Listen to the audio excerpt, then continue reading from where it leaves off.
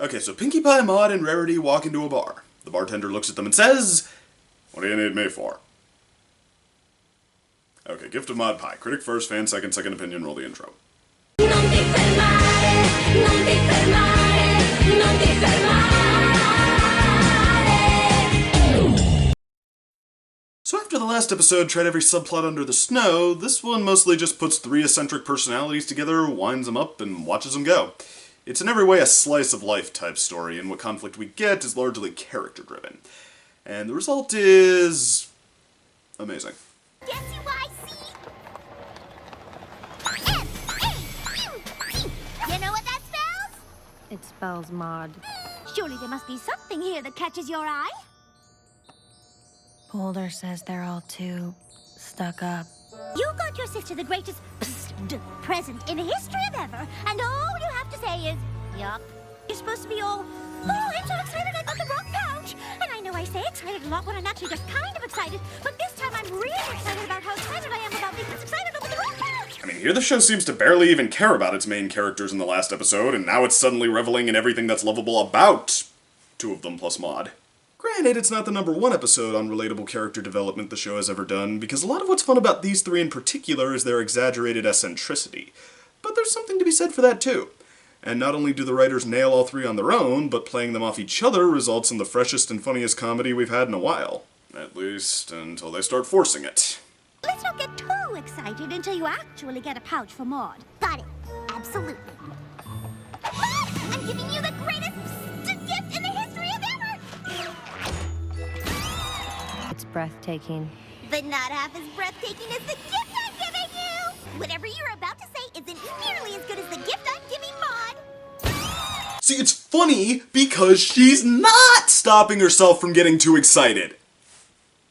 Yeah, for staying sharp most of the episode, I don't know if these writers are condescending or they honestly think hitting you over the head with the joke is funny, but there are just a few moments here where the dialogue becomes a little too obvious, and it's kind of annoying.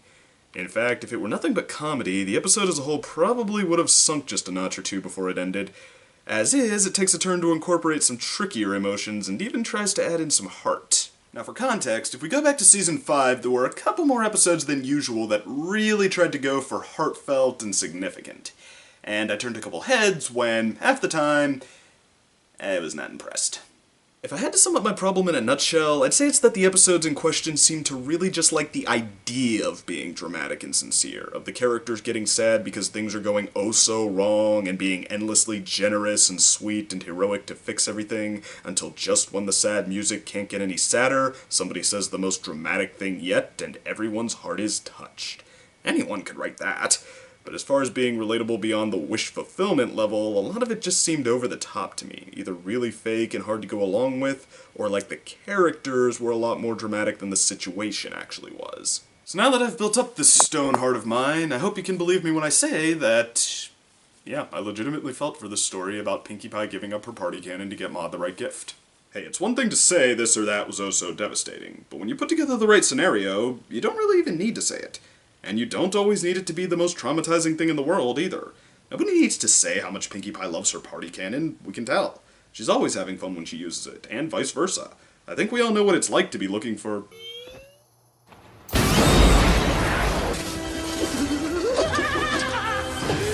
Joygasm! And have to settle for...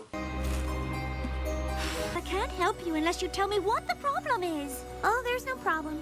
It just turns out that the going rate for a rock pouch in Manhattan is 1 party cannon. Who knew? See, that's what it looks like when somebody's just had the wind taken out of their sails trying to do the right thing. They're bitter and dry, they want to avoid talking about it, but at the same time they're kinda looking for a way to get it off their chest. And it's really a downer to watch. And that's where it's Maude's turn to step up to the plate. Let me just say, she is truly awesome in this episode. It's almost hard to tell how much of her becoming a more and more comfortable presence each outing is what the writers let her say, and how much is just us getting to know her better, but either way, not only is her deadpan, literal, rock-obsessing shtick as funny as ever, the fact that she's incapable of being insincere or indirect makes her actually surprisingly intimidating. Why isn't she using her party cannon? Oh, wow! Look how filthy my hooves are! I really should go wash them! Where's her cannon? but it also makes her surprisingly lovable. It really registers that when she finds out the story, she just sets off to do the right thing by her sister without even a pause. As funny as her emotionless speech to Pinky on Giving from the Heart was, I think I would have bought it less if she'd put more emotion into it. This is how you know she means every word she says. She doesn't try to dress it up, she's just that sure it's true. They get the canon back with pure Looney Tunes silliness, but it does show Rarity and Maude getting on the same page and growing closer than mere acquaintances, which is pretty cool. And the ending kind of harkens back to episodes like Sweet and Elite, where it really was enough to learn the lesson without repaying favors just to make sure everything was sweetly squared. Maude technically doesn't get a gift here, not even a last minute, just so you have some reward type of thing. And that's okay this time. They go all in on the moral, that gift giving isn't about sacrificing whatever it takes to make sure you're even. In a healthy relationship, both people accept the best that the other can afford and move past the times it didn't work out exactly equal, without needing more. Ahem. So like I suspected in my last review, this writer's a lot fresher than Josh Haidt. What, is he the whole production team now? Wait, no, he just helped think up the story. His two buddies nobody's heard of wrote it. They get the credit.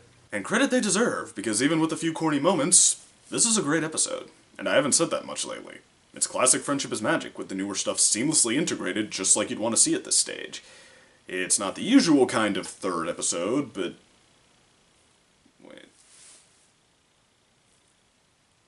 A passable but unspectacular two-parter in the Crystal Empire, followed by a great episode but centered around Pinkie Pie instead of setting up the season dynamic with everyone, in a season that has a lot of people worried about its new direction. Gee, this is starting to sound a lot like...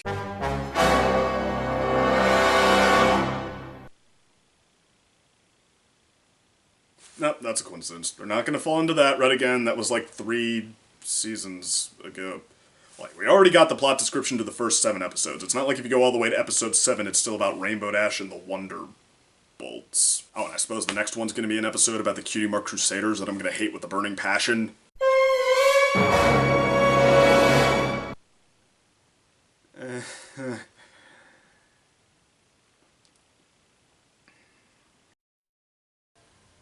If you enjoyed this video, please like and subscribe. If you didn't, sell it to Con Artist Pony. And if you'd like to watch another video, click the link on the right. Otherwise, just check the description for more links, and I'll see you next time.